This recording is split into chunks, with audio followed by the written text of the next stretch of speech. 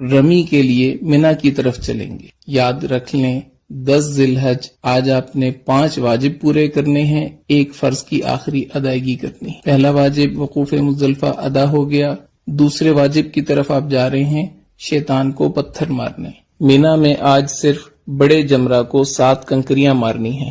اس کے بعد آپ قربانی کا جانور ذبح کریں، یہ تیسرا واجب پورا ہو گیا۔ اس کے بعد آپ اپنے سر کے بال منڈوا لیں، یہ چوتھا واجب پورا ہو گیا۔ اب آپ احرام کھول سکتے ہیں اور عام لباس پہن سکتے ہیں۔ اس کے بعد آپ طواف زیارت کے لیے مکہ مکرمہ بیت اللہ کی طرف سفر شروع کریں، بیت اللہ پہنچ کر طواف کریں، یہ آپ کا طواف زیارت ہے۔ حج کا تیسرا فرض، حج کے تینوں فرض مکمل ہو گئے۔ اس کے بعد آپ نے سعی کرنی ہے، سعی حج کا 5واں واجب، یہ بھی پورا ہو گیا۔ اب آپ واپس رات کو مینا میں آ جائیں، مکہ مکرمہ میں قیام نہ کریں۔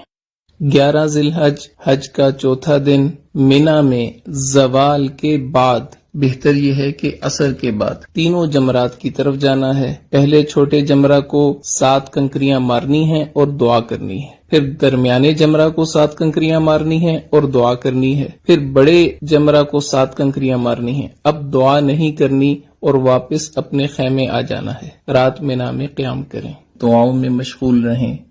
حج کا 5واں دن 12 ذی الحج مینا میں زوال کے بعد تینوں جمرات کی طرف جانا ہے۔ پہلے چھوٹے جمرہ کو 7 کنکریاں مارنی ہیں اور دعا کرنی ہے، پھر درمیانے جمرہ کو 7 کنکریاں مارنی ہیں اور دعا کرنی ہے، پھر بڑے جمرہ کو 7 کنکریاں مارنی ہیں اور دعا نہیں کرنی۔ اب آپ کے پاس اختیار ہے، اگر آپ رات مینا میں قیام کرنا چاہیں تو 13 کی رمی آپ کے ذمہ ہوگی۔ اگر آپ رات قیام نہیں کرتے، آپ واپس مکہ مکرمہ اپنی بلڈنگ میں آ سکتے ہیں۔ بہتر یہ ہے کہ اپنے خیمے میں آئیں اور 13 ذی الحج کی رمی زوال کے بعد تینوں جمرات کو پتھر مارنے کے بعد مکہ مکرمہ واپس آ جائیں۔ اب صرف ایک واجب رہ گیا، طواف وداع۔ وداع یعنی رخصت ہونے والا طواف، یہ حج کا 6واں واجب ہے۔ آپ کے سارے مناسک پورے ہو گئے، 3 فرض آپ نے پورے کیے، 6 واجب آپ نے پورے کیے، آپ کا حج مکمل ہو گیا۔